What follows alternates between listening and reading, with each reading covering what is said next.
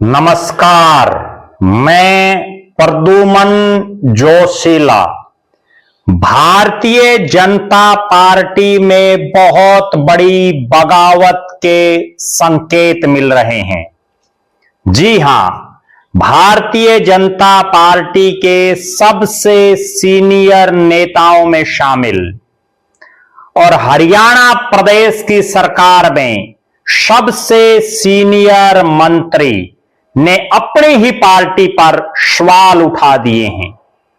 और ना केवल सवाल उठा दिए हैं, बल्कि उन्होंने ऊपर वालों को भी टारगेट कर लिया है।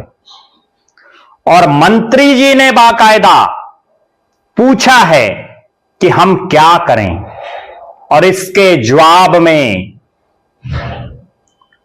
कांग्रेस के सांसद दीपेंद्र हुड्डा के बड़े नजदीकी ने उन्हें इंडियन नेशनल लोकदल ज्वाइन करने की सलाह दी है। वीडियो में विस्तार से मैं आपको बताऊंगा कि किस तरह से नायब सिंह सैनी की सरकार में विद्रोह होने के आसार बनते जा रहे हैं। विस्तार से देखने से पहले आप सभी दर्शकों से यह अनुरोध है कि YouTube पर हमारे चैनल को सब्सक्राइब करें, बेल आइकन घंटी का बटन अवश्य दबाएं, वीडियो को ज्यादा से ज्यादा शेयर करें, वीडियो को हाइप जरूर करें, अपने विचार कमेंट के माध्यम से लिखें। जो दर्शक निष्पक्ष, निर्भीक और स्वतंत्र पत्रकारिता में विश्वास रखते हैं, वो हमें निरंतर आर्थिक सहयोग जरूर करें। उसके लिए आप हमारे मोबाइल नंबर 94 166 74 472 9416 74472 पर गूगल पे या फोन पे जरूर करें। अब मैं आपको जो बता रहा हूं, हरियाणा में भारतीय जनता पार्टी का वर्षों से झंडा उठाए हुए, जिनकी रग रग में बीजेपी बस रही है, एक ऐसे नेता, नाम है अनिल विज। जी हां, अनिल विज, जो अंबाला कैंट कह लीजिए, अंबाला छावनी, यहां से भारतीय जनता पार्टी के विधायक हैं। कई बार विधायक बन चुके हैं, बड़े सीनियर मंत्रियों में शामिल हैं। लगातार तीसरी योजना में, यानी मनोहर पार्ट 1, मनोहर पार्ट 2 और उसके बाद नायब सिंह सैनी पार्ट 2 में वो कैबिनेट के मंत्री रहे। हालांकि जब नायब सिंह सैनी पार्ट 1 शुरू हुआ, यानी जब मनोहर लाल खट्टर साहब को हटाया गया और उसके बाद मार्च के महीने में नायब सैनी को मुख्यमंत्री बनाया गया, तो उस दौरान अनिल विज मंत्री नहीं बनाए गए।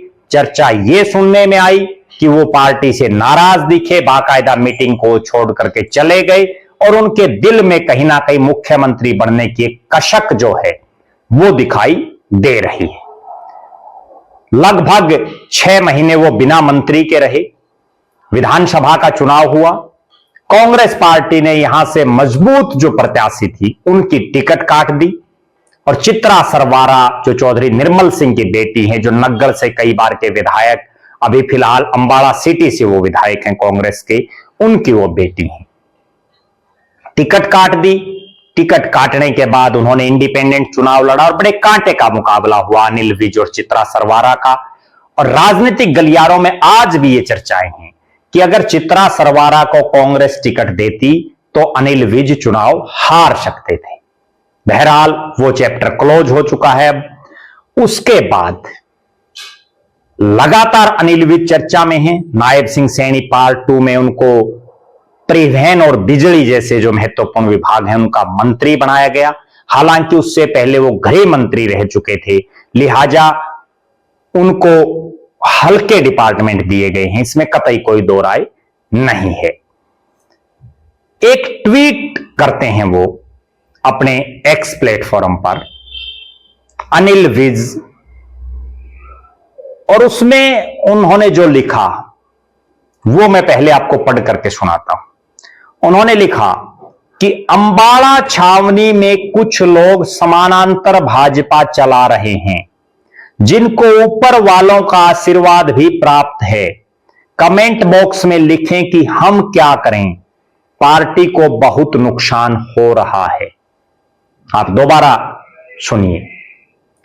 अंबाला छावनी में कुछ लोग समानांतर भाजपा चला रहे हैं, अनिल विज साहब कह रहे हैं, जिनको ऊपर वालों का आशीर्वाद भी प्राप्त है। कमेंट बॉक्स में लिखें कि हम क्या करें, पार्टी को बहुत नुकसान हो रहा है।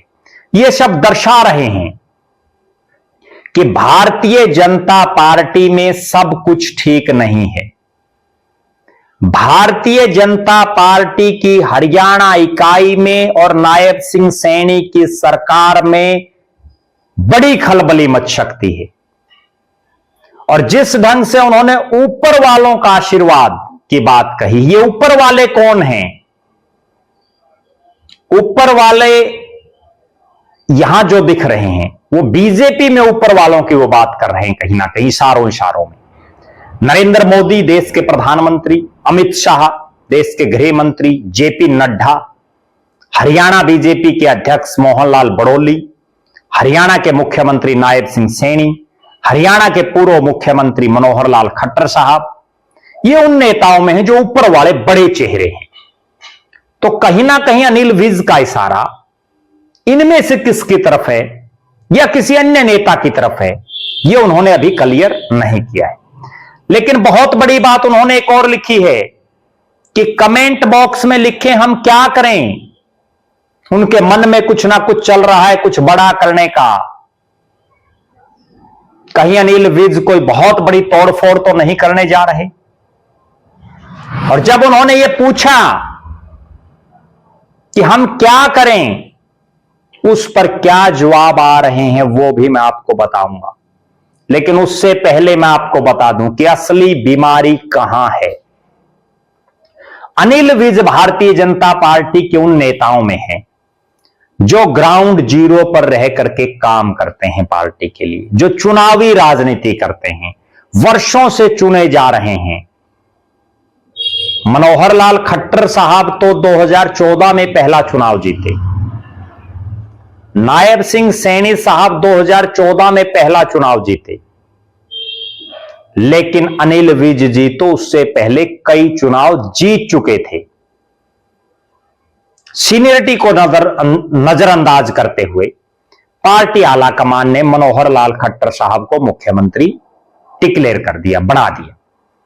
अनिल विज के चेहरे पर मायूसी जरूर दिखी, लेकिन फिर भी उन्होंने कहीं ना कहीं समझौता करना बेहतर समझा। 5 साल वो मंत्री रहे। फिर मनोहर 2 जब आया तो उनको गृह मंत्री बना दिया गया। मनोहर पार्ट 1 में वो स्वास्थ्य मंत्री रहे। गृह मंत्री जब बनाया गया तो सीआईडी को लेकर के बड़ा विवाद रहा प्रदेश में कि सीआईडी गृह मंत्री के पास रहेगी, सीआईडी मुख्यमंत्री के पास रहेगी, और अंततः वो मुख्यमंत्री के पास रखी गई। 4.5 साल गृह मंत्री के तौर पर उन्होंने काम किया। उसके बाद समय फिर बदला। एकाएक मनोहर लाल खट्टर साहब की छुट्टी हुई और नायब सिंह से अगला सीएम किसे बनाया जाए, ये चर्चा शुरू हुई।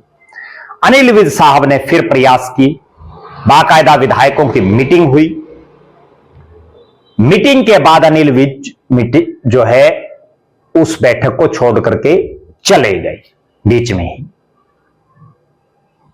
नायब सिंह सैनी को मुख्यमंत्री बना दिया गया, अनिल विज को मंत्री नहीं बनाया गया। 6 महीने बिना मंत्री पद के वो रहे। फिर उन्होंने एक बयान भी दिया कि मुझे तो अपने ही हराने के लिए तुले हुए थे। वो तो शुक्रगुजार है अंबाला छावनी की जनता का कि उन्होंने उनके ऊपर आशीर्वाद बनाए रखा। फिर गृह विभाग की तुलना में हल्के विभागों का मंत्री उनको बनाया गया। मंत्री बनने के बाद अनिल विज ने एक बयान दिया कि मुख्यमंत्री नायब सैनी केवल हेलीकॉप्टर में घूम रहे हैं, जमीनी हकीकत का उन्हें आभास नहीं है। और उन्होंने यह भी कहा कि भारतीय जनता पार्टी के प्रदेश अध्यक्ष मोहनलाल बड़ौली पर जिस ढंग के गंभीर आरोप लगे हैं, उन्हें इस्तीफा दे देना चाहिए। और इन दोनों बातों के बाद मोहनलाल बड़ौली साहब ने उनको एक कारण बताओ नोटिस जारी कर दिया। नोटिस जारी करते ही भीगी बिल्ली बन गए गब्बर शेर। अनिल विज साहब उसके बाद कई दिन तक चुप रहे, नहीं बोल पाए। उसका क्या जवाब दिया, यह भी अभी तक कोई पिक्चर क्लियर नहीं है। समय बीतता गया। इसी बीच चित्रा सरवारा, जिन्होंने 2 बार लगातार अनिल विज की टक्कर में चुनाव लड़ा, चौधरी निर्मल सिंह की बेटी, निर्मल सिंह प्रीसिमन से पहले नग्गड़ से चुनाव लड़ते थे और बड़े कद्दावर नेता हैं इस इलाके के। कुरुक्षेत्र लोकसभा से भी उन्होंने कांग्रेस प्रत्याशी के तौर पर चुनाव लड़ा है। निर्मल सिंह का प्रीसिमन के बाद नग्गड़ हल्का टूटने के बाद उन्होंने अंबाड़ा सिटी और अंबाड़ा कैंट दोनों विधानसभाओं में अपनी गतिविधियां तेज की। अंबाड़ा सिटी से खुद चुनाव लड़ा इस बार, और अंबाड़ा कैंट से चित्रा सरवारा अपनी बेटी को चुनाव लड़ाया। बेटी भले ही चुनाव हार गई, लेकिन नाकों में दम कर दिया उन्होंने अनिल विज के।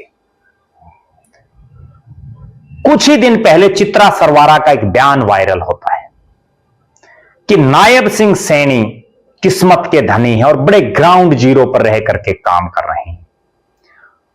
उसके बाद एक बयान आता है बीजेपी के प्रदेश अध्यक्ष का कि हमने अगले चुनाव की तैयारी शुरू कर दी है। फिर एक मीटिंग भी होती है बीजेपी की बाकायदा, जिसमें यह कहा जाता है कि अगले चुनाव में हारी हुई सीटें हों या जीती हुई सीटें हों, कौन कौन वो चेहरे हैं जो बीजेपी को अगला चुनाव जिता सकते हैं, उन पर मंथन शुरू हो चुका है और मंत्रियों का रिव्यू शुरू हो चुका है। कौन मंत्री कैसा काम कर रहा है। इसके बाद अटकलें तेज हो गई। हर तरफ यह चर्चा आ गई कि अनिल विज साहब बुजुर्ग हो चले हैं, पार्टी हो सकता है यहां कोई नया ऑप्शन ढूंढ रही हो, जैसे अलग अलग विधानसभा क्षेत्रों में पार्टी में तैयारियां शुरू कर दी हैं। मंत्री पद भी जा सकता है कुछ एक मंत्रियों का, यह भी चर्चाएं हैं। और जिस ढंग से अनिल विज जनता से भी अब बहुत ज्यादा नहीं मिल रहे, वरना तो वो कभी किसी जिले में कभी किसी जिले में घूमते फिरते रहते थे। अब जिस ढंग से ये उन्होंने पोस्ट आई है उनकी, इसके बाद ये बिल्कुल क्लियर हो गया है कि हरियाणा की बीजेपी में बड़े विद्रोह के संकेत मिल रहे हैं। अनिल विज कोई बहुत बड़ा खेला कर सकते हैं, लेकिन नोटिस, शो काज नोटिस, कारण बताओ नोटिस का भय बना रहता है। जब पीछे मोहनलाल बड़ौली साहब ने वो नोटिस दिया तो चुप्पी साध गए अनिल विज। अब क्या एक बार फिर से मोहनलाल बड़ौली साहब वो नोटिस देंगे? ये अपने आप में बहुत बड़ी बात है, क्योंकि जिस ढंग की भाषा शैली इसमें लिखी गई है वो स्पष्ट दिख रहा है कि अनिल विज साहब अपनी पार्टी और अपनी सरकार से खुश नहीं हैं। जब उन्होंने पूछा कि हम क्या करें, तो दीपेंद्र हुड्डा के बड़े नजदीकी, टीम दीपेंद्र को लीड कर रहे डॉक्टर विशेष सिंह, उन्होंने एक कमेंट किया कि आप इनेलो ज्वाइन कर लो। यानी दीपेंद्र हुड्डा का खासम खास और अनिल विज साहब को सलाह दे रहा है कि आप कांग्रेस नहीं, इंडियन नेशनल लोकदल ज्वाइन कीजिए।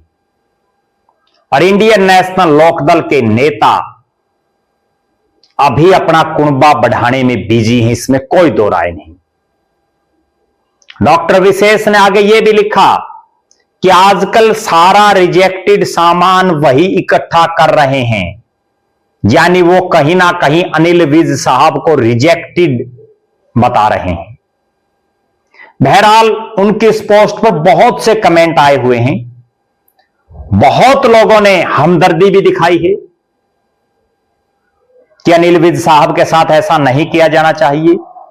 बहुत लोग ऐसे भी हैं जिन्होंने उनको सलाह भी दी है कि वो कौन है जो समानांतर भाजपा चला रहे हैं, आप क्यों नहीं उनके नाम उजागर कर रहे। अनिल विज साहब को नाम उजागर करने चाहिए। वो कोई दब्बू किस्म के नेता नहीं है, उनको उनके कार्यकर्ता गब्बर कह के बुलाते हैं, और अगर गब्बर हैं तो नाम लिखने चाहिए बाकायदा कि वो कौन लोग हैं जो अंबाला छावनी में समानांतर भाजपा चला रहे हैं। उनको उनका भी नाम लिखना चाहिए कि उनको किन ऊपर वालों का आशीर्वाद प्राप्त है। एक तरफ तो वो पार्टी के प्रति हमदर्दी दिखा रहे हैं कि पार्टी को बहुत नुकसान हो रहा है, दूसरी तरफ वो नाम ना लेकर के कहीं ना कहीं अप्रत्यक्ष तौर पर इस नुकसान को और बढ़ावा दे रहे हैं। आप दर्शकों की क्या राय है? अनिल विज साहब क्या फैसला ले सकते हैं? आप दर्शक ये भी कमेंट करें कि हरियाणा बीजेपी और नायब सिंह सैनी की सरकार में आपकी नजर में सब कुछ ठीक है या विद्रोह के हालात हैं? आप ये भी जरूर कमेंट करें कि जिस ढंग से दीपेंद्र हुड्डा के नजदीकी ने उन्हें इंडियन नेशनल लोकदल में शामिल होने की बात कही, इसको आप किस नजरिए से देखते हैं? क्या प्रदेश में इनेलो मजबूत होती दिख रही है?